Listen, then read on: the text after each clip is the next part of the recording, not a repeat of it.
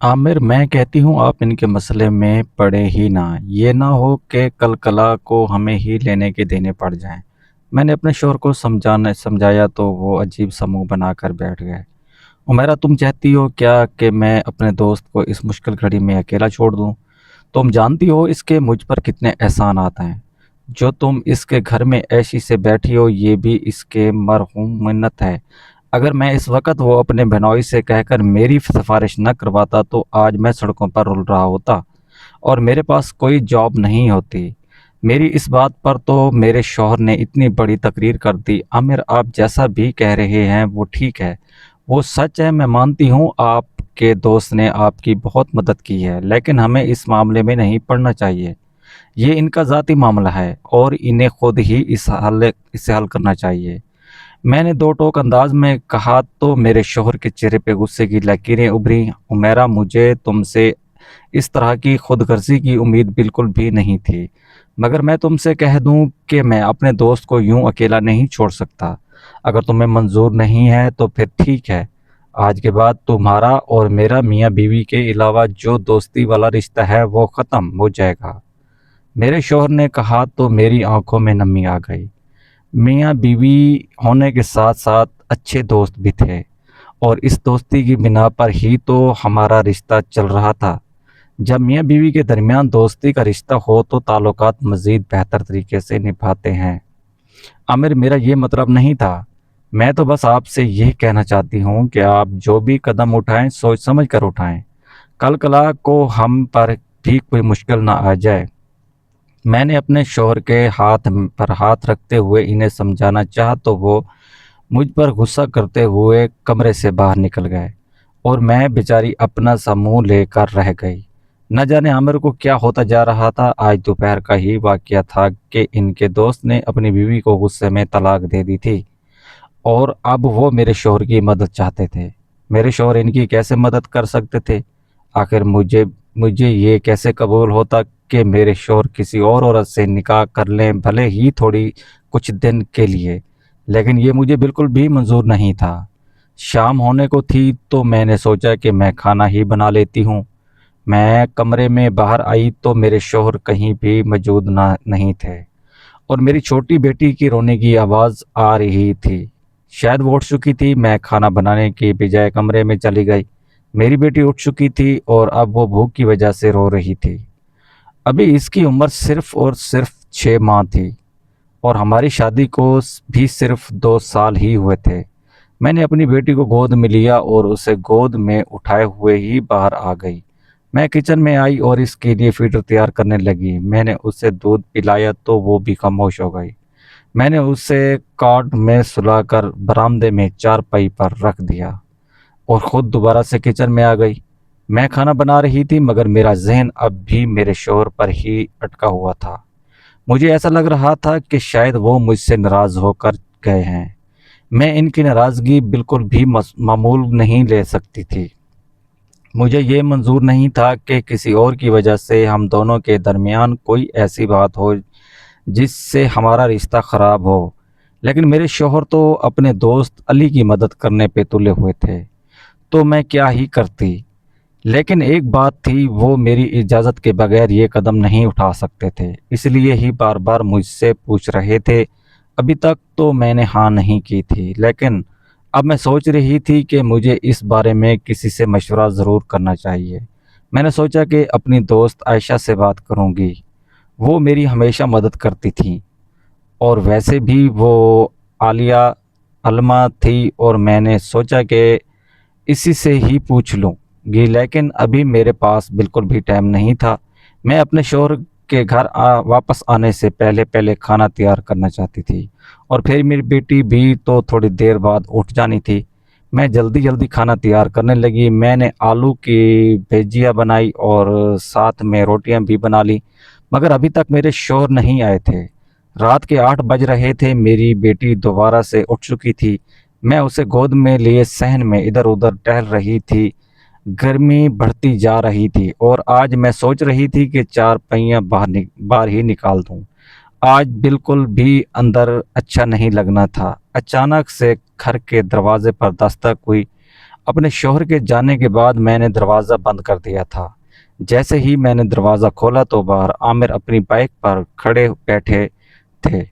ان کے چہرے پر اب بھی اداسی تھی۔ میں نے انہیں سلام کیا تو انہوں نے میرے سلام کا جواب بھی نہ دیا اور گھر کے اندر داخل ہو گئے۔ میرا منہ بن گیا۔ آج تک انہوں نے میرے ساتھ کبھی بھی ایسا نہیں کیا تھا، اور آج کسی غیر کے لیے میرے ساتھ ایسا سلوک کر رہے تھے۔ وہ جا کر چارپائی پر بیٹھ گئے۔ عامر، آپ میرے ساتھ اچھا نہیں کر رہے۔ آخر کیوں ہم دوسروں کے مسئلوں کے اپنے سر پر سوار کریں؟ ان کی اپنی زندگی، ہماری اپنی، ہمیں کسی کے معاملے میں نہیں پڑنا چاہیے۔ میں نے کہا تو وہ سر پکڑ کر بیٹھ گئے۔ عمیرہ، مجھے تم سے یہی امید تھی۔ میں نے سوچا کہ تم نے اتنا وقت اکیلے گھر میں گزارا ہے تو تمہاری سوچ بدل چکی ہوگی، مگر تمہاری سوئی تو اب بھی ویسے کی ویسی اٹکی ہوئی ہے۔ وہ یہ کہتے ہوئے چارپائی سے اٹھ کر اندر چلے گئے تو میری آنکھوں میں نمی آ گئی۔ میں نے دوپٹے کے پلو سے اپنی آنکھوں کی نمی صاف کی اور موبائل لے کر کچن میں آ گئی۔ میں نے اپنی بیٹی کو صحن میں ہی سلا دیا تھا۔ میں نے پنکھا بھی چلا دیا تھا۔ میں کچن میں آ کر اپنی دوست عائشہ کو کال کرنے لگی تھی، مگر وہ میری کال پک نہیں کر رہی تھی۔ میری ٹینشن بڑھتی جا رہی تھی۔ میں اس سے پوچھے بغیر اتنا بڑا قدم نہیں اٹھانا چاہتی تھی۔ مجھے ایسا لگ رہا تھا کہ جیسے یہ کوئی غلط بات ہے۔ میں نے کچن وغیرہ سمیٹا اور پھر میں کمرے میں آ گئی۔ عامر، میں چاہتی ہوں کہ آج ہم باہر سو جائیں۔ دیکھیں نا کتنی گرمی ہو رہی ہے اندر۔ میں نے کہا تو وہ بڑے غور سے مجھے دیکھنے لگے۔ خیر، تو آج کیسے باہر سونے کو کہہ رہی ہو؟ پہلے تو تمہیں باہر سونا بالکل بھی اچھا نہیں لگتا تھا، اور ایسی بھی تو چل رہا ہے، تو پھر کیوں باہر سونے کے کہہ رہی ہو؟ عامر بولے تو میں بھی حیران رہ گئی۔ آج تک انہوں نے میری کسی بات کو یوں ٹوکا نہیں تھا، اور آج وہ میری بات کو ٹوک رہے تھے۔ ہم دونوں میاں بیوی میں بڑی محبت تھی، لیکن اب کسی اور کی وجہ سے ہماری محبت قربانی کی بھیڑ چڑھنے لگی تھی۔ عامر، مجھے تو لگتا ہے کہ آج اے سی کے باوجود بھی گرمی ہوگی، اس لیے ہی ہم نے چارپائیاں باہر نکال رکھ دی ہیں۔ اگر آپ کو اچھا نہیں لگ رہا تو میں اندر سو جاتے ہیں، میں نے کہا تو وہ مسکراتے ہوئے میری طرف دیکھنے لگے۔ عمیرہ، میں ہر وقت ہی تم سے یہی فرمانبرداری چاہتا ہوں، مگر میرے دوست کے معاملے میں نہ جانے تمہیں کیا ہو گیا ہے۔ وہ بیچارہ کتنی بڑی مشکل میں ہے، اور اس کی بیوی اب اس کے گھر پر ہے۔ وہ علیحدہ علیحدہ کمروں میں رہ رہے ہیں۔ اس کی بیوی بھی اسے چھوڑ کر نہیں جانا چاہتی، اور وہ بھی اپنی بیوی کو یوں نہیں چھوڑنا چاہتا۔ اس نے غصے میں ہی طلاق دی ہے۔ اب وہ بڑی مشکل میں ہے تو کیا میں اس کی مدد بھی نہ کروں؟ وہ سوالیہ نظروں سے مجھے دیکھتے ہوئے بولے تو میں ان کے پاس بیڈ پر ہی بیٹھ گئی۔ عامر، مجھے کوئی اعتراض نہیں ہے، لیکن میں چاہتی ہوں کہ پہلے اس معاملے کے بارے میں چھان بین کر لینی چاہیے۔ ہمیں ایسے ہی تو اتنا بڑا قدم نہیں اٹھا سکتے۔ میں نے ان کے ہاتھ کو سلاتے ہوئے کہا تو وہ مجھے گوری سے نوازنے لگے۔ کیا مطلب ہے تمہارا؟ اس میں کون سا جرم ہے؟ میں جرم ہو جائے گا، میں اس عورت سے نکاح ہی کروں گا۔ وہ میرے دوست کی بیوی ہے، میرے لیے قابل عزت ہے۔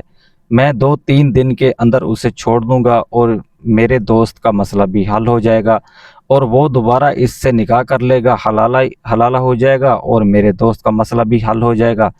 تو اس سے تمہیں کیا مسئلہ ہے؟ میرے شوہر بولے تو میں چپ ہو کر بیٹھ گئی۔ میری سمجھ میں نہیں آ رہا تھا کہ میں انہیں کیا جواب دوں۔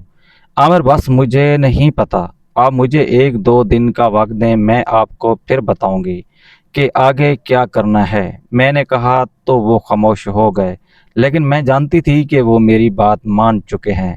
وہ میری مرضی کے علاوہ کوئی بھی قدم نہیں اٹھاتے تھے۔ میں نے دوبارہ سے اپنی بچی کو صحن سے اٹھایا اور اندر پہنچ گئی۔ میں جانتی تھی کہ میرے شوہر کا باہر سونے کا موڈ نہیں ہے۔ میں نے اے سی فل آن کیا اور بیڈ پر دراز ہو کر، مجھے نیند تو نہیں آ رہی تھی، میں نے دیکھا کہ میرے شوہر اور بچی دونوں ہی سو چکے تھے۔ میرا دماغ پھٹ رہا تھا، مجھے ایسا لگ رہا تھا کہ اب کچھ عجیب سا ہونے والا ہے، اور اوپر سے عائشہ بھی میری کال پک نہیں کر رہی تھی۔ میں نے سوچا کہ صبح اٹھ کر سب سے پہلے عائشہ کو ہی کال کروں گی اور اس سے مشورہ لوں گی۔ صبح میری آنکھ کھلی تو وہ بھی عنایہ کے رونے پر، وہ بھوک کی وجہ سے رو رہی تھی۔ وہ چھوٹی سی تھی اور اسے بار بار ہی بھوک لگ جاتی تھی۔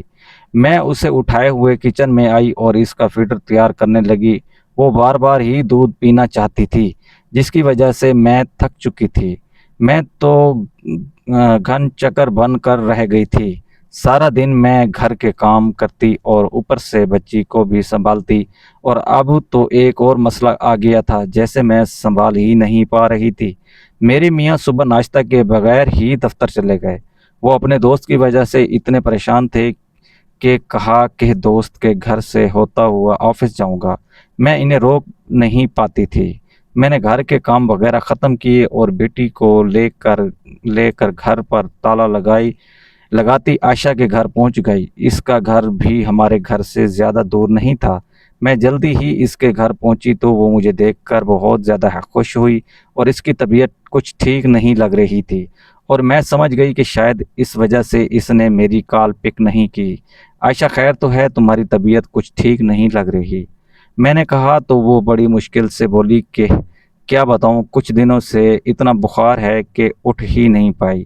آج ہی ذرا سا اٹھی ہوئی ہوں۔ اور وہ بولی تو مجھے اس پر بڑا ترس آیا، اور بیچاری کے بچے بھی نہیں تھے، اور مجھ سے 4 سال پہلے اس کی شادی ہوئی تھی۔ وہ اپنے گھر میں اکیلی رہتی تھی۔ اس کے میاں بھی دوسرے شہر جاب کرتے تھے، اور وہ بیچاری ایک ملازم کے ساتھ ہی گھر میں رہتی تھی۔ میں جو ہر وقت ناشکری کرتی رہتی تھی کہ میرے میاں مجھے ٹائم نہیں دیتے، اب مجھے احساس ہونے لگا کہ میں کتنی عورتوں سے زیادہ خوش نصیب ہوں۔ میں نے اس سے اس کی طبیعت وغیرہ پوچھی اور پھر اپنے مدعے پر آ گئی۔ عائشہ، مجھے تم سے ایک بہت ضروری بات کرنی تھی۔ میں ایک مسئلہ تمہارے پاس لے کر آئی ہوں، کیا تم میری رہنمائی کر سکتی ہو؟ میں نے بڑے مؤدب طریقے سے کہا تو وہ مسکرانے لگی۔ میرا تم بولو، کیا پوچھنا چاہتی ہو؟ وہ بڑے پیار سے بولی۔ میں بولی تو میں بھی شروع ہو گئی۔ میں نے اسے سب کچھ بتا دیا کہ کیسے میرے شوہر کے دوست اور ان کی بیگم کا مسئلہ ہوا، اور ان کی طلاق ہو گئی، اور اب وہ حلالہ کروانا چاہتے ہیں۔ جیسے ہی میں نے حلالے کا ذکر کیا تو عائشہ توبہ استغفار کرنے لگی۔ عمیرہ، تمہارا دماغ تو ٹھیک ہے، یہ حلالہ بالکل بھی ٹھیک نہیں ہے، اور اسلام نے اس سے منع کیا ہے۔ اسلام میں اس کا کوئی کسٹمٹ نہیں ہے، یہ لوگوں کا اپنا ہی بنایا ہوا ہے۔ اسلام میں تو طلاق کے عمل کو ہی برقرار دیا گیا ہے۔ تو تم کیا سمجھتی ہو کہ اسلام نے حلالے کے عمل کو صحیح قرار دیا ہوگا؟ حلالہ میں پہلے ایک عورت کو طلاق ہوتی ہے، اس کے بعد اس کا دوسرا نکاح کروایا جاتا ہے، اور پھر اس سے جان بوجھ کر ہی طلاق دی جاتی ہے، اور پھر سے وہ اپنے پہلے والے شوہر سے نکاح کرتی ہے، یعنی کہ تیسرا نکاح۔ تم کیا سمجھتی ہو کہ اسلام میں یہ سب جائز ہے؟ اسلام میں ایک طلاق کو ہی غلط قرار دیا گیا ہے، تو اسلام میں اس چیز کی کیسے اجازت دے سکتے ہیں کہ ایک عورت کے ساتھ نکاح کرو اور پھر جان بوجھ کر اسے طلاق دے دو؟ پھر یہی بالکل ہی غلط عمل ہے، اور میں یہ حرام ہے۔ عامر بھائی کو سمجھاؤ، انہیں یہ بالکل بھی نہیں کرنا چاہیے۔ پہلے ان کے دوست کو سوچنا چاہیے تھا، اور اس کے بعد ہی اپنی بیگم کو طلاق دینی چاہیے تھی۔ عائشہ تو ایک تقریر کرنے لگی۔ میں اس کی بات سن کر مجھے بھی احساس ہوا کہ ایسے ہی مجھے کچھ عجیب سا نہیں لگ رہا تھا، مگر عائشہ میرے شوہر کو ضد کر رہے ہیں کہ وہ حلالہ کر لیں گے اور اپنے دوست کی مدد کریں گے، کیا ان کا یہ رشتہ حرام ہوگا؟ میں بولی تو وہ خاموش ہو کر بیٹھ گئی۔ عمیرہ، میں تمہیں یہ تو نہیں کہہ سکتی کہ نکاح کا رشتہ حرام ہوگا، لیکن یہ اسلام میں بالکل بھی جائز نہیں ہے۔ حلالے کا نام لوگوں نے خود ہی دے دیا ہے، اس کا اسلام میں کوئی کسٹمٹ نہیں ہے۔ نہیں تو میں تمہیں کیا کہوں؟ عائشہ بولی، اور اس کی بات مجھے اچھے طریقے سے سمجھ آ گئی۔ میں مزید تھوڑی دیر اس کے گھر میں بیٹھی اور پھر عنایہ کو لیتے ہوئے گھر پہنچ گئی۔ دوپہر کا وقت تھا۔ میں اس کے گھر سے کھانا کھا کر آئی تھی، اور میرے شوہر ویسے بھی دوپہر میں گھر کھانا کھانے کے لیے نہیں آتے تھے۔ مجھے بہت زیادہ پریشانی ہو رہی تھی۔ اب مجھے لگ رہا تھا کہ میرے شوہر اور مجھ میں خوب لڑائی ہونے والی ہے۔ میں جانتی تھی کہ وہ اپنے دوست کو اس مشکل میں اکیلا نہیں چھوڑیں گے اور حلالہ کر گزریں گے۔ اب مجھے یہ سمجھ نہیں آ رہی تھی کہ میں انہیں کیسے سمجھاؤں گی۔ میں نے عائشہ سے یہ بھی کہا تھا کہ اگر عامر کو سمجھ نہ آئی تو وہ ہی اسے سمجھائے گی، مگر وہ کہہ رہی تھی کہ غیر محرم سے بات نہیں کرتی۔ وہ مدرسے میں ایک عالمہ کی حیثیت سے بچوں کو پڑھاتی تھی اور اپنے شوہر کے علاوہ سب کو غیر محرم سمجھتی تھی۔ وہ بہت اچھی زندگی گزار رہی تھی۔ کبھی کبھی مجھے اس پر رشک آتا تھا کہ وہ دین سے کتنی جڑی ہوئی ہیں، لیکن کبھی کبھی مجھے اس پر ترس بھی آتا تھا۔ وہ اولاد کے لیے تڑپ رہی تھی اور اس کے شوہر بھی اس کے پاس نہیں رہتے تھے۔ غرض کہ بس ہر کوئی اپنے اپنے مسئلوں میں لگا ہوا تھا۔ بظاہر میری زندگی سب کے لیے ایک آئیڈیل تھی۔ میرے شوہر اچھی جاب کرتے تھے، ہماری بیٹی بھی تھی، گھر بھی اپنا تھا، میرے شوہر مجھ سے پیار بھی کرتے تھے، سب کچھ اچھا چل رہا تھا۔ لیکن کوئی مجھ سے پوچھے کہ میری زندگی میں کتنی بڑی مشکل آن پڑی تھی، جیسے میں حل کرنے کے طریقے ڈھونڈ رہی تھی۔ شام کو جب میرے شوہر آئے تو وہ خاموش خاموش سے لگ رہے تھے۔ میں نے صحن میں ہی ان کے لیے کھانا لگایا تو وہ وہیں پر بیٹھ کر کھانا کھانے لگے۔ عامر، مجھے آپ سے ایک بہت ضروری بات کرنی ہے، میں نے کہا تو وہ سوالیہ نظروں سے میری طرف دیکھنے لگے۔ ضرور، تم نے یہ میرے دوست کے خلاف ہی کوئی بات کرنی ہوگی۔ اگر کرنی ہے تو پلیز، میں پہلے ہی تھکا ہوا ہوں اور اب مزید اس کے بارے میں ہی باتیں نہیں سن سکتا۔ وہ بیچارہ ویسے ہی بہت پریشان ہے، عامر نے سر پکڑتے ہوئے کہا تو میں نے خاموش ہو کر بیٹھ گئی۔ میں انہیں بتانا چاہتی تھی جو عائشہ نے مجھ سے کہا تھا، لیکن انہوں نے تو مجھے بولنے سے پہلے ہی چپ کروا دیا تھا۔ عامر، آپ تو میری بات سننی ہوگی۔ آج میں عائشہ کے پاس گئی تھی اور میں نے اس سے مشورہ مانگا تھا۔ میرا یہ کہنا تھا کہ عامر ہتھے سے ہی اکھڑے ہو گئے، بس اب ملوانی نے کوئی فتویٰ دیا ہوگا۔ کیا کہا اس نے؟ میرے شوہر نے غصے سے مجھ سے پوچھا تو میں چپ ہو لگ گئی۔ میں بتانا چاہتی تھی کہ اس نے منع کیا ہے، لیکن میں بتا نہیں پا رہی تھی۔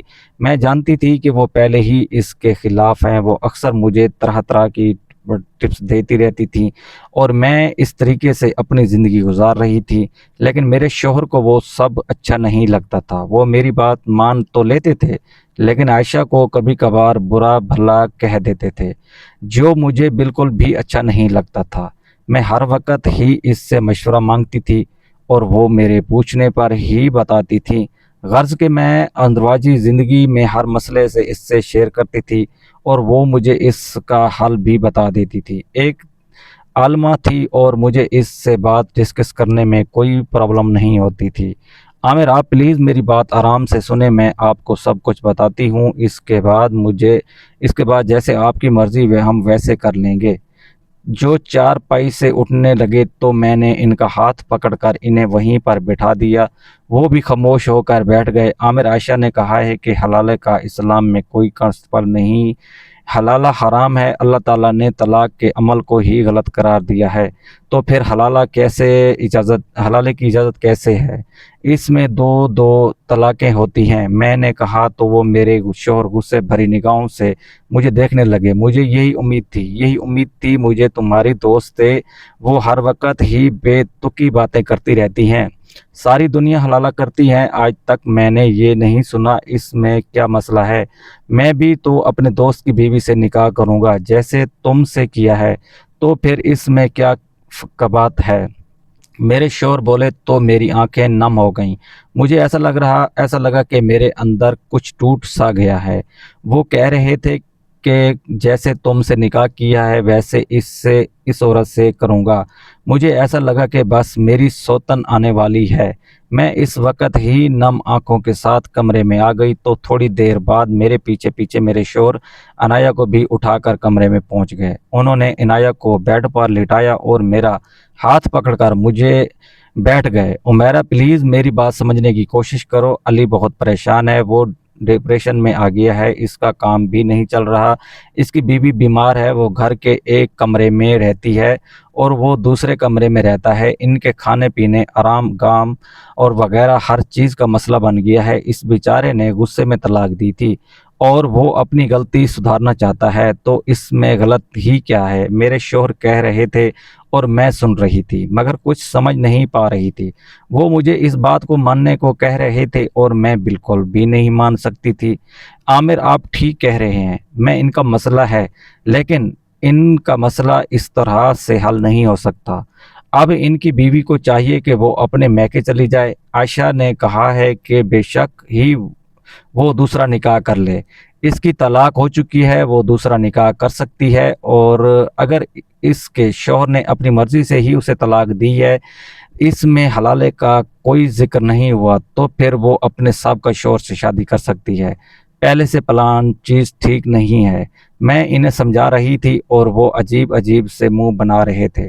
میں انہیں وہی بتا رہی تھی جو عائشہ نے مجھ سے کہا تھا۔ عائشہ نے مجھ سے یہی کہا تھا کہ اگر وہ عورت دوسرا نکاح کر لے تو اگر اس کا شوہر اپنی مرضی کے بعد اسے کسی وجہ سے طلاق دے دے تو وہ اپنے سابقہ شوہر سے نکاح کر سکتی ہے، لیکن اس سارے معاملے میں اس کے دوسرے شوہر کو کوئی علم نہ ہو اور نہ ہی اس نے نکاح حلالہ کے لیے کیا ہو تو یہ سب جائز ہے، لیکن اس طرح سے کر کے کچھ بھی جائز نہیں ہے۔ عامر اور میرے درمیان خاموشی نے جگہ لے لی تھی۔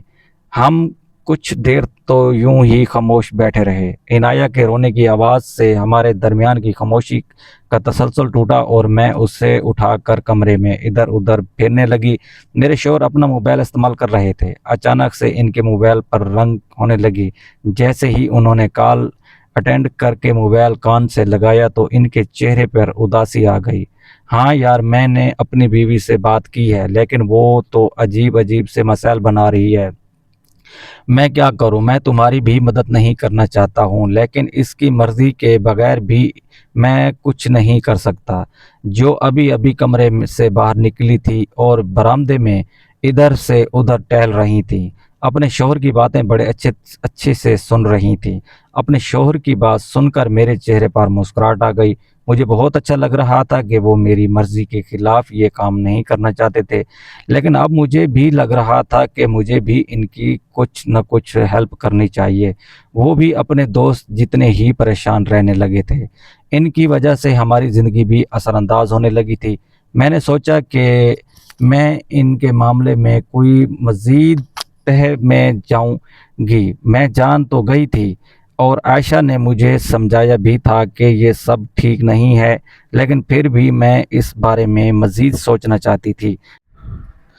علی کی طلاق کو 2-3 دن گزر چکے تھے اور اب بھی ان کی بیوی ان کے گھر میں رہتی تھی، لیکن وہ علیحدہ علیحدہ کمروں میں رہتے تھے۔ وہ بالکل بھی ازواجی زندگی نہیں گزار رہے تھے اور اپنا مسئلہ ختم کرنا چاہتے تھے۔ کبھی کبھی تو مجھے ان پر بھی ترس آتا تھا کہ غصے میں ان سے کتنا بڑا غلط فیصلہ ہو گیا ہے۔ علی اچھا انسان تھے اور میں انہیں جانتی تھی۔ میرے شوہر اکثر ہی ان کا ذکر کرتے رہتے تھے، لیکن ان میں بس ایک خامی تھی کہ وہ غصے کے ذرا تیز تھے، اور جب ان کی بیوی انہیں بتائے بغیر کچھ روز میکے رہنے کے لیے چلی گئی تو وہ بہت زیادہ غصے میں آ گئے، اور وہ جب واپس آئی تو ان کی دونوں کے درمیان اتنی بڑی لڑائی ہوئی، اور اس لڑائی کے دوران انہوں نے اپنی بیوی کو طلاق دے دی تھی۔ لیکن اب وہ بہت پچھتا رہے تھے۔ ان دنوں کی پسند کی شادی تھی، وہ اپنی بیوی کو چھوڑنا نہیں چاہتے تھے، لیکن اب اس کا کوئی حل بھی نظر نہیں آ رہا تھا۔ وہ تو سمجھ رہے تھے حلالہ کروا کے اپنا مسئلہ حل کر لیں گے، لیکن یہ حلالہ بھی تو ٹھیک نہیں تھا۔ نہ جانے کن لوگوں نے حلالے کو ایجاد کر دیا تھا۔ میری اور عائشہ کی نالج میں تو حلالے کا کوئی کانسیپٹ ہی نہیں تھا۔ میں ساری رات ہی یہی سوچتی رہی کہ مجھے کیا کرنا چاہیے۔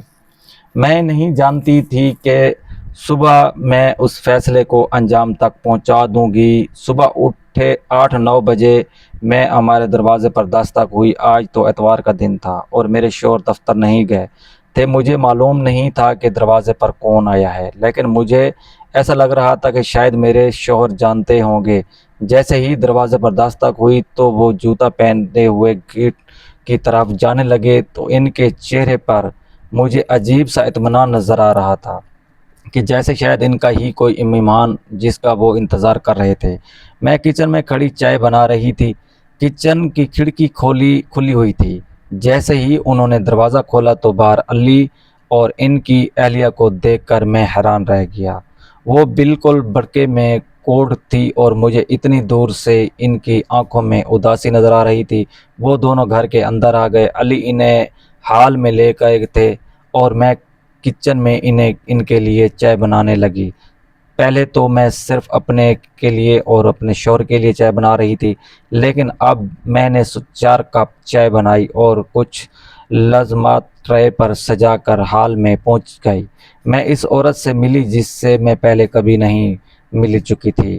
وہ اخلاق کی اچھی تھی اور ان دونوں کی شادی بھی ہم شادی پر گئے تھے۔ ان کی شادی کو تقریباً 4 ماہ ہو چکے تھے۔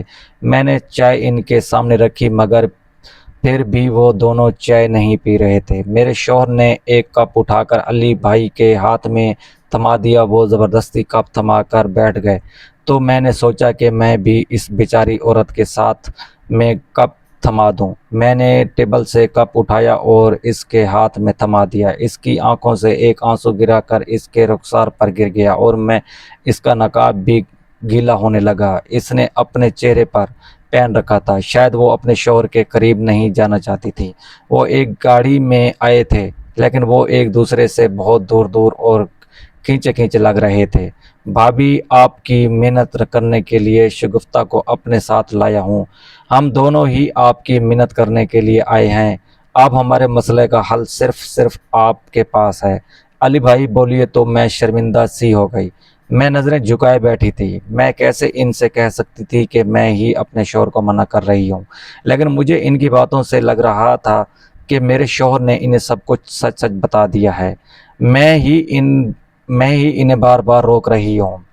میرا باجی پلیز، میں آپ کی منت کرتی ہوں کہ آپ ہماری مدد کر دیں، اس طرح ہمارا گھر پھر سے آباد ہو جائے گا۔ وہ عورت جس کا نام شگفتہ تھا، نم نگاہوں کے ساتھ وہ میری منتیں کرنے لگی اور جب اس نے میرے سامنے ہاتھ جوڑے تو میری بھی آنکھوں سے آنسو نکل آئے۔ مجھے احساس ہوا کہ جب غلطی ہو جائے تو انسان کو کتنا نیچا کرنا پڑتا ہے۔ وہ شکل سے بہت خوبصورت ماڈرن سی لگ رہی تھی اور عمر بھی اس کی مجھ سے کم سی لگ رہی تھی، لیکن وہ اب میرے سامنے ہاتھ جوڑنے پر مجبور ہو گئی تھی۔ میں نے جلدی سے اس کے ہاتھ نیچے کیے اور اسے گلے لگا لیا۔ اب میرے پاس کوئی بھی جواب باقی نہیں رہا تھا، لیکن ابھی تک میں نے اپنے شوہر کو اجازت نہیں دی تھی۔ میرے شوہر سوالیہ نظروں سے میری طرف دیکھ رہے تھے، جیسے پوچھ رہے ہوں کہ اب میرا کیا فیصلہ ہے، مگر مجھے تو چپ لگ گئی۔ میں تو کچھ بول ہی نہیں پا رہی تھی۔ میرا دماغ کچھ اور کہہ رہا تھا اور دل کچھ اور کہہ رہا تھا۔ وہ دونوں میاں بیوی جو اب ایک رشتے میں نہیں رہے تھے، مجھے ان پر بہت ترس آ رہا تھا۔ مجھے ایسا لگ رہا تھا کہ کسی کے ساتھ بھی ایسا ہو سکتا ہے، اور میں دل ہی دل میں دعائیں کر رہی تھی کہ یا اللہ کسی دشمن کے ساتھ بھی ایسا نہ ہو۔ وہ بہت بڑی غلطی کر بیٹھے تھے اور اب اس کا ازالہ کرنا چاہتے تھے۔ میرے شوہر نے مجھے بتایا تھا کہ جتنی غلطی علی کی تھی اتنی ہی شگفتہ کی بھی تھی۔ وہ بھی غصے میں زیادہ ہی بول گئی تھی۔ اس وجہ سے ہی علی نے طلاق دی، یعنی کہ غلطی دونوں کی طرف سے ہوئی تھی اور اب دونوں ہی اسے ختم کرنے کے لیے آئے بیٹھے تھے۔ بھابھی پلیز بتائیں نا، کیا اب آپ عامر کو اجازت دے دیں گی؟ پلیز، آپ کی ایک اجازت سے ہمارا گھر پھر سے جڑ جائے گا۔ علی بھائی پھر سے میری منتیں کرنے لگے تو میں سر پکڑ کر بیٹھ گئی۔ میرا دماغ گھوم رہا تھا۔ میرے شوہر مجھے اشارے کر رہے تھے کہ سر سے ہاتھ ہٹاؤ، اس طرح اچھا نہیں لگ رہا تھا، لیکن میں کیا کرتی؟ تو لشواری عمل تھا، میں بالکل بھی اپنے سر سے ہاتھ نہیں ہٹا پا رہی تھی۔ پھر جب میں نے خود پر قابو پایا اور جلدی سے اپنے سر سے ہاتھ ہٹایا تو میری آنکھوں سے نکلنے والے آنسو انہوں نے بھی دیکھ لیے تھے۔ بھابھی پلیز، آپ کو خدا کا واسطہ ہے، آپ میری مشکل آسان کر دیں، میں آپ کو ساری زندگی دعائیں دوں گا۔ علی بھائی بار بار میری منتیں کرنے لگے تھے اور مجھے عجیب سی الجھن ہو رہی تھی۔ مجھے سمجھ نہیں آ رہی تھی کہ میں کیا جواب دوں۔ ایک طرف تو مجھ سے ان کے آنسو اور منتیں نہیں دیکھی جا رہی تھیں اور دوسری طرف میرے ذہن میں عائشہ کی باتیں گھومنے لگی تھیں۔ میرا دماغ سائیں کر رہا تھا۔ میں کسی بھی نتیجے پر نہیں پہنچ پا رہی تھی۔ لیکن جب اس عورت نے میرے پاؤں پکڑے تو میں کانپ کر رہ گئی۔ میں نے جلدی سے اسے صوفے پر بٹھایا اور اپنا فیصلہ سنا دیا۔ چلیں، اگر آپ سب یہی چاہتے ہیں تو یہ ٹھیک ہے، اس میں ہی کوئی بہتری ہوگی۔ میرا یہ کہنا تھا کہ وہ عورت پھوٹ پھوٹ کر ہاتھوں کے پیالے میں چہرہ چھپا کر رونے لگی۔ علی بھائی کی آنکھوں میں بھی آنسو تھے اور میرے شوہر شکر گزاری سے میری طرف دیکھ رہے تھے۔ ہم چاروں میں یہ طے ہوا کہ کل ہی میرے شوہر اور شگفتہ کا نکاح ہوگا۔ جیسے ہی بات ہوئی تو میری آنکھوں سے آنسو جاری ہو گئے۔ وہ لوگ گھر جانے کے لیے تیار کھڑے تھے۔ میں برآمدے سے ہی دوبارہ اندر بھاگ آئی۔ میں نے انہیں دروازے تک بھی نہ چھوڑا۔ میرے شوہر انہیں دروازے تک چھیڑنے کے لیے گئے تھے اور جب وہ کمرے میں آئے تو میں رو رہی تھی۔ انہیں دیکھ کر میں نے جلدی دوپٹے کے پلو سے اپنے آنسو صاف کیے اور ان کی طرف دیکھنے لگی۔ عمیرہ، کیا ہو گیا ہے تم کیوں رو رہی ہو؟ میں کون سا ہمیشہ ہمیشہ کے لیے اس سے شادی کر رہا ہوں؟ بس 3 دن کی ہی تو بات ہے۔ 3 دن بعد میرے نکاح میں رہے گی اور اس کے بعد میں اسے طلاق دے دوں گا۔ عامر بول رہے تھے۔ میں ان کی باتیں سن اور سمجھ بھی رہی تھی، لیکن پھر بھی میری آنکھوں سے آنسو نہیں رک رہے تھے۔ ہماری زندگی اس دروازے پر آ کھڑی تھی کہ ایک اور عورت میرے شوہر کی بیوی بننے والی تھی، جو مجھے بالکل بھی منظور نہیں تھا۔ تھوڑی دیر پہلے ہی میں خود ہی اپنی رضامندی دے کر آئی تھی اور اب مجھے اپنے فیصلے پر پچھتاوا ہونے لگا تھا۔ عمیرہ، پلیز تم سمجھنے کی کوشش کرو، تمہارے سارے خدشات کچھ روز ہی دور ہو جائیں گے۔ بس تم یہ سوچو کہ ہماری ایک نیکی سے کسی کا مسئلہ حل ہو جائے گا۔ وہ میری ہاتھ سلاتے ہوئے بولے تو میں ان کے کاندھے پر سر رکھ کر میرے رونے اور ذرا کم آ گئی۔ ان کے پیار سے ہی مجھے سہارا تھا اور میں انہیں ناراض نہیں کرنا چاہتی تھی، اور ان کی وجہ سے ہی تو میں نے ہاں کی تھی۔ اب میں نے دل پر پتھر رکھ کر خود کو سمجھا لیا تھا، اس میں ہی کوئی بہتری ہوگی۔ آخر ہم کس کی مدد کر رہے ہیں تو ہمیں اجر تو ملے گا۔ میں اس وقت نہیں جانتی تھی کہ میرا کتنا بڑا غلط قدم اٹھانے والی ہوں، اور وہ رات میں نے انگاروں پر لوٹتے ہوئے گزاری۔ ساری رات ہی مجھے نیند نہیں آئی۔ میری بیٹی اور شوہر گھوڑے گدے بیچ کر سو رہے تھے اور میں ساری رات جاگتی رہی۔ صبح کے قریب ہی میری آنکھ کھلی۔ جب میری آنکھ کھلی تو میری آنکھوں سے پھر سے آنسو جاری ہو گئے۔ آج میرے شوہر کا نکاح تھا اور میں اپنے گھر میں موجود تھی۔ میں نے صبح اٹھتے ہی عامر سے کہا کہ وہ مجھے میرے میکے چھوڑ دیں آئیں۔ وہ مجھے سے ناراض ہونے لگے اور کہنے لگے، کیا تم میرے نکاح میں شامل نہیں ہوگی؟ تمہاری اجازت کے ساتھ ہی میں یہ نکاح کر رہا ہوں، اور کیا تم میکے میں جا کر کیا کہو گی کہ میں دوسرا نکاح کر رہا ہوں؟ میرے شوہر نے کہا تو مجھے چپ لگ گئی۔ وہ ٹھیک ہی کہہ رہے تھے۔ میں اس بارے میں کسی سے کچھ بھی نہیں کہنا چاہتی تھی، اس میں میری ہی بھلائی تھی۔ میں نے دل پر پتھر رکھا اور اپنے شوہر سے کہہ دیا کہ میں آج ان کے ساتھ اپنی سوتن کو لینے کے لیے جاؤں گی۔ آج جمعے کا دن تھا، جمعے کے بعد ہی نکاح ہونا تھا۔ میرے شوہر آج بھی کام پر نہ گئے اور انہوں نے اگلے 3-4 دن کے لیے بھی چھٹی لے لی، جو مجھے بالکل بھی منظور نہیں تھا۔ مجھے ایسا لگ رہا تھا کہ اب ایک اور عورت آئے گی جو میری زندگی برباد کر کے دے گی۔ میں نہیں جانتی تھی کہ آگے میرے ساتھ کیا ہونے والا ہے، اور نہ ہی میرے شوہر جانتے تھے۔ صبح اٹھ کر ہم نے ناشتہ وغیرہ کیا اور پھر میں گھر کے کاموں میں لگ گئی۔ گھر کے کام نمٹا کر جب میں کمرے میں گئی تو میرے شوہر خود اپنے کپڑے پریس کر رہے تھے۔ مجھے ان پر بڑا پیار آیا، لیکن جب میں نے دیکھا کہ وہ اپنے نکاح کے لیے کپڑے پریس کر رہے ہیں تو میرے دل میں عجیب سی کسک اٹھنے لگی۔ میں رونے والی ہو گئی تھی۔ میں نے فیصلہ بھی خود ہی کیا تھا اور اب خود ہی اسے نبھا پا رہی تھی۔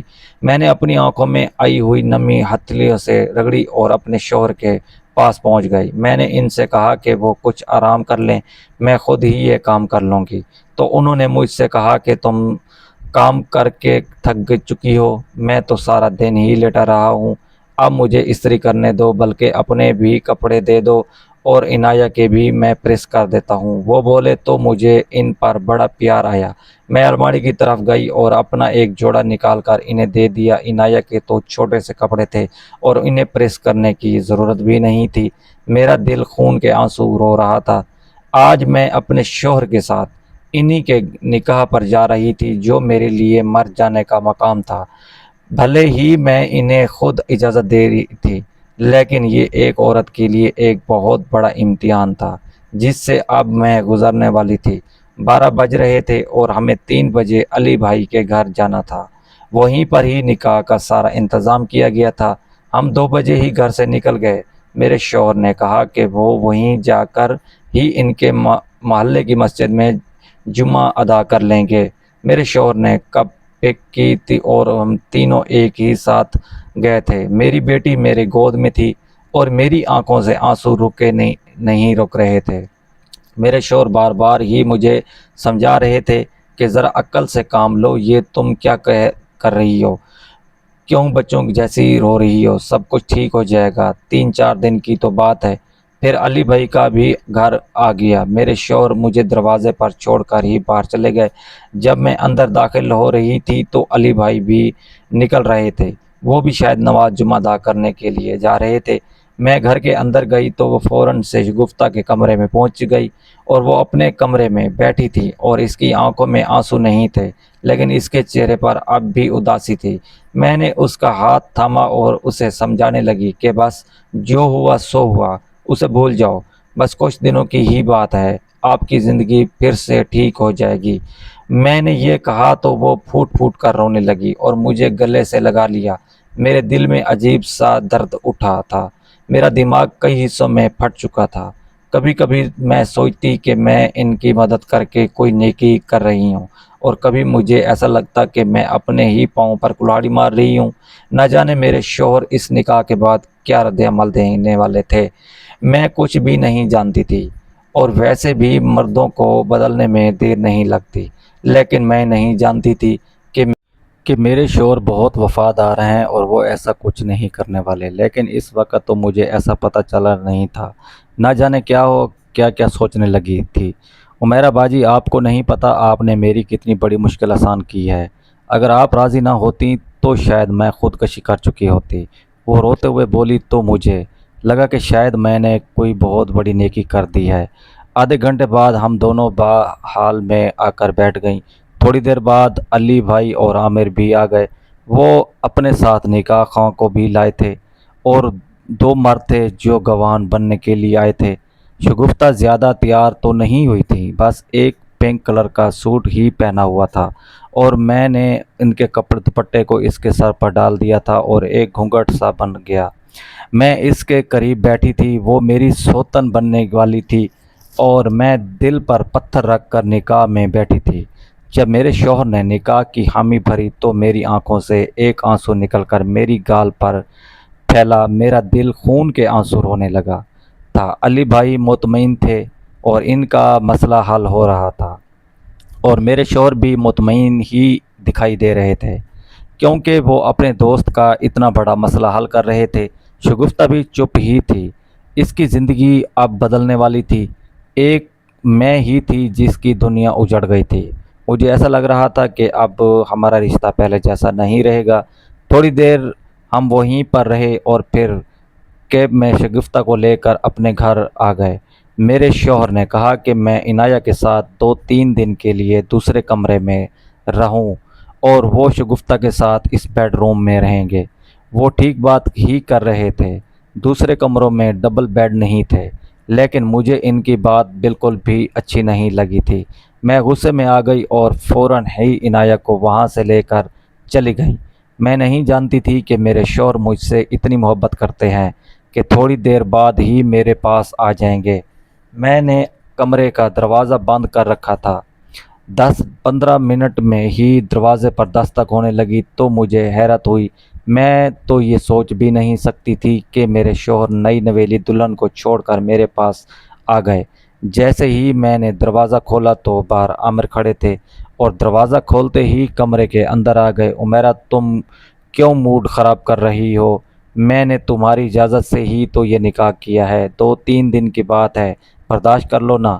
شگفتہ بھی کیا سوچے گی کہ تمہاری میری بیوی کیسی ہے؟ میرے شوہر نے کہا تو میں ان کے گلے سے لگ گئی۔ وہ مجھے سمجھا رہے تھے اور میں بڑے غور سے ان کی باتیں سن رہی تھی۔ وہ ٹھیک ہی کہہ رہے تھے، میں ہی اٹک رہی کر رہی تھی، یا شاید ہر عورت کی ہی خصلت میں یہ شامل ہوتا ہے کہ اس سے سوتن برداشت نہیں ہوتی۔ پہلے 2-3 دن کیوں نہ، میں نے اپنے شوہر سے کہا کہ میں دل پر پتھر رکھ کر یہ 3 دن گزار لوں گی، مگر 3 دن کے اندر اندر ہی آپ کو طلاق دینی ہوگی۔ تو میرے شوہر مسکرانے لگے۔ میری جان، تمہیں کیا لگتا ہے کہ میں 3 دن کے بعد بھی شگفتہ کو اپنی بیوی رکھوں گا؟ ایسی کوئی بات نہیں ہے۔ میں نے پہلے سے ہی سوچ رکھا ہے کہ میں چوتھے دن ہی اسے طلاق دے دوں گا اور وہ یہاں سے چلی جائے گی اور ہماری زندگی پھر سے پہلے جیسی ہو جائے گی۔ میرے شوہر مجھے سمجھانے کے بعد کمرے سے باہر نکل گئے اور میں نے دروازہ بند کر دیا، اور وہ مجھے سمجھا گئے تھے کہ، اور مجھے ان کی بات سمجھ بھی آ گئی تھی، لیکن پھر بھی میری آنکھوں سے آنسو رک رہے تھے۔ میں بار بار ہی ہتھیلی سے آنسو صاف کر رہی تھی۔ مجھے ایسا لگ رہا تھا کہ اب سب کچھ عجیب سا ہونے لگا ہے۔ میں نہیں جانتی تھی کہ ہماری زندگی میں کتنی بڑی تباہی آنے والی ہے۔ وہ ساری رات میں نے روتے ہوئے گزار دی۔ صبح میری آنکھ کھلی اور میں جیسے ہی کمرے سے باہر نکلی تو میرے شوہر کے کمرے کا دروازہ اب تک بند تھا، یعنی کہ وہ ابھی تک نہیں اٹھے تھے۔ میں دوبارہ سے اپنے کمرے میں آئی اور اپنی بیٹی کو گود میں اٹھا کر بیٹھ گئی۔ جب مجھے احساس ہوا کہ مجھے ان کے لیے ناشتہ بنانا چاہیے تو میں کچن میں آ گئی اور ان کے لیے ناشتہ تیار کرنے لگی۔ ابھی ناشتہ تیار کر رہی تھی کہ میرے شوہر بھی آ گئے اور ناشتہ اٹھاتے ہوئے اپنی بیگم کے پاس چلے گئے۔ میرا دل پھوٹ رہا تھا۔ میں یہ سب نہیں جانتی تھی جو ہو رہا تھا۔ وقت گزرتا جا رہا تھا اور ایک ایک دن مجھ پر بھاری گزر رہا تھا۔ آج ان کی شادی کو چوتھا دن تھا اور آج ہی انہوں نے شگفتہ کو طلاق دے دی تھی۔ علی بھائی اور اسے لے گئے تھے اور وہ ہمارا بہت زیادہ شکر ادا کر گئے تھے۔ میں آج بھی خوشی تھی۔ مجھے ایسا لگ رہا تھا کہ میں نے کوئی نیکی بھی کر دی ہے اور اب سوتن سے بھی میری جان چھوٹ گئی ہے۔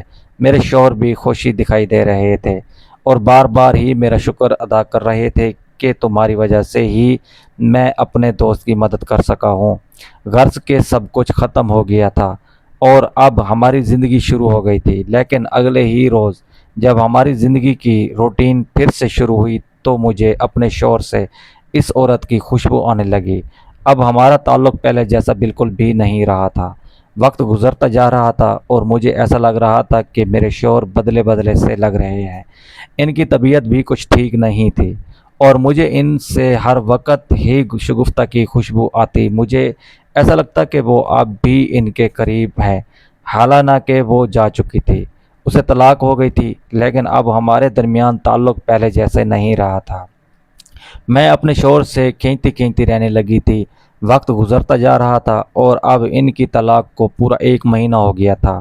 1 مہینے بعد میرے شوہر کی طبیعت بہت زیادہ بگڑ گئی تو میں انہیں لے کر ہسپتال پہنچ گئی۔ وہاں ایک دل دلا دینے والی خبر سامنے آئی۔ میرے شوہر کو ایڈز ہو گیا تھا۔ میرا دماغ پھٹ رہا تھا۔ میری سمجھ میں نہیں آ رہا تھا کہ آخر یہ کیسے ہو سکتا ہے، لیکن اچانک سے مجھے شگفتہ کا خیال آیا اور جیسے ہی میں نے علی بھائی کا چہرہ اپنے ذہن میں سوچا تو میرا دماغ پھٹنے لگا۔ وہ بھی بہت کمزور اور بیمار سے لگتے تھے۔ ہر وقت ہی وہ یہی کہتے تھے کہ انہیں اکثر اوقات بخار رہتا ہے اور انہوں نے آج تک کسی ڈاکٹر کو چیک اپ نہیں کروایا تھا۔ انہیں معلوم نہیں تھا کہ انہیں ایڈز ہے اور میری سمجھ میں بھی یہ نہیں آ رہا تھا کہ نہ جانے ایڈز آیا کہاں سے، یا علی بھائی نے شگفتہ میں ایڈز ایجیکٹ کیا تھا یا شگفتہ نے علی بھائی میں۔ یہ میں نہیں جانتی تھی، لیکن یہ میں جانتی تھی کہ شگفتہ کی وجہ سے ہی میرے شوہر کو ایڈز لگا ہے اور اس وجہ سے ہی وہ اب ہسپتال کے بستر پر زندگی اور موت کی جنگ لڑ رہے تھے۔ اب مجھے احساس ہوا تھا کہ مجھ سے کتنی بڑی غلطی ہوئی اور اگر میں اپنے شوہر کو اجازت نہ دیتی تو آج ہماری زندگی میں اس دورہ پر نہ کھڑی ہوتی۔ میری زندگی سے آنسو نکل رہے تھے۔ میری آنکھوں سے آنسو نکل رہے تھے، میری محکم بھی دوسرے شور میں تھا، لیکن ڈاکٹر نے مجھے ایک تسلی دی تھی کہ ان کا ایڈز بہت جلد ہی پتہ چل گیا ہے تو اس کا علاج ممکن ہے، لیکن اس میں بہت خرچہ آئے گا۔ مجھے خرچے کی فکر نہیں تھی، میں نے سوچا تھا کہ میں اپنا سارا زیور بیچ دوں گی۔ میرے شوہر کی بینک میں بھی بہت ساری رقم کھڑی تھی جیسے میں استعمال کر سکتی تھی۔ میں اور کسی کی مدد نہیں لے سکتی تھی اور نہ ہی کوئی اتنی جلدی میری مدد کو آ سکتا تھا۔ میرے سارے رشتہ دار ہی دوسرے شہر میں تھے، تو میں نے علی بھائی کو ہی کال کر دی، انہیں ساری حقیقت بتائی تو وہ بھی حیران رہ گئے۔ شگفتہ اپنے میکے میں تھی اور ابھی تک ان کا نکاح نہیں ہوا تھا۔ وہ بھی ہسپتال آ گئے، وہ بہت زیادہ پریشان تھے۔ انہوں نے بھی اپنا چیک اپ کروایا تو ایڈز ہی نکلا۔